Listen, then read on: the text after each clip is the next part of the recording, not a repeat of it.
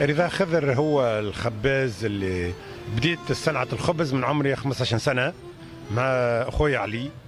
كانت صعوبات برشا في الديبي، كانت صعيب وانا عمري 15 سنة وباش نتعلم في الخدمة، كانت تعديت ببرشا حاجات صعيب برشا.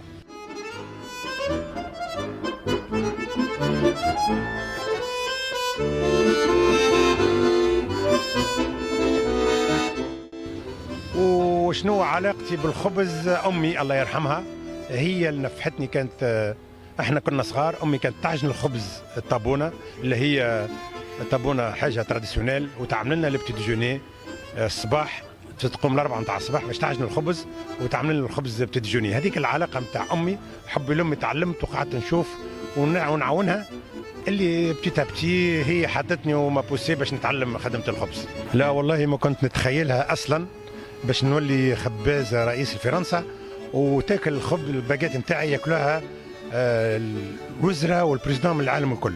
هذه تسمى حاجه اني اني فرحان، سي ان فيغتي.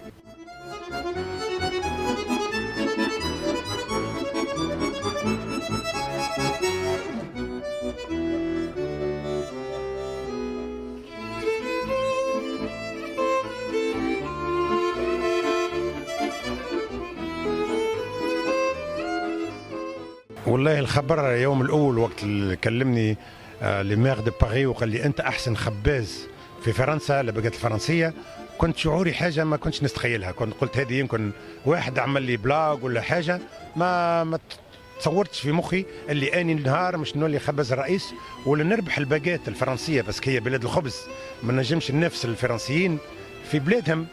هم فرنسيين، رضا خضر الخباز التونسي مش يولي احسن خباز باجيت الفرنسيه، احسن باجيت في العالم.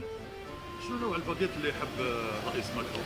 هي لا باجيت تراديسيون والخبز كومبانيا والخمير العربي نتاع امي الله يرحمها وخويا اللي علمني بك الخدمه العربي.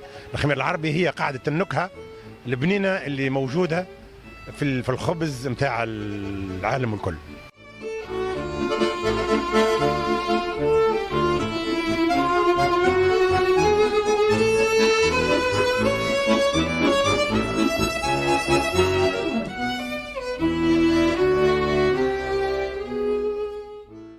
اللمسه التونسيه هي الخمير العربي نتاع امي وجدودي هي اللي موجوده ديما في الخبزه التونسيه اللي تحطت في اليونسكو في العالم الباجيت مونديال في اليونسكو.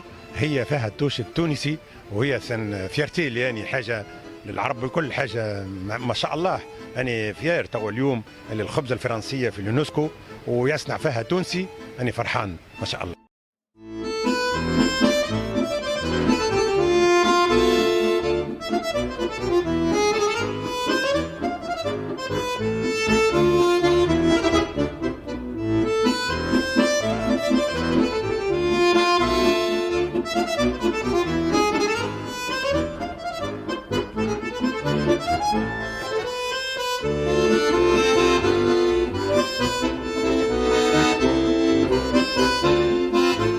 الخدمه والانتجراسيون كيفاش تجينا وكيفاش خدمنا وكون نجموا نوصلوا في بلاد، في اي بلاد بالخدمه نتاعنا وسيرو، باسكو هذه حاجه لاني فيارتي، باسكو اي مواطن يجي من العالم ويخدم في البلاد في الشرق لازم نجم يوصل بالخدمه نتاعو، وهذه تسمى حاجه باهيه. حتى الميغراسيون وكيفاش نولوا في البلاد هذه ناجحين بخدمتنا حاجه ما شاء الله.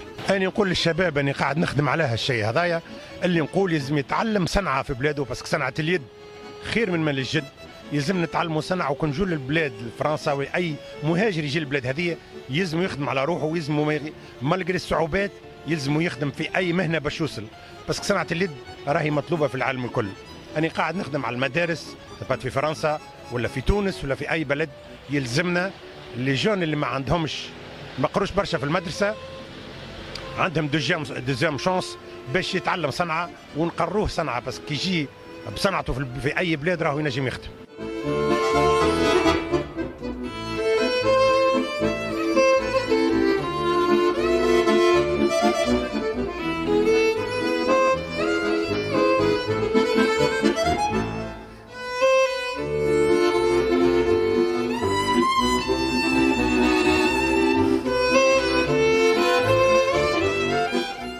اليوم الباجات نتاع رضا نتاع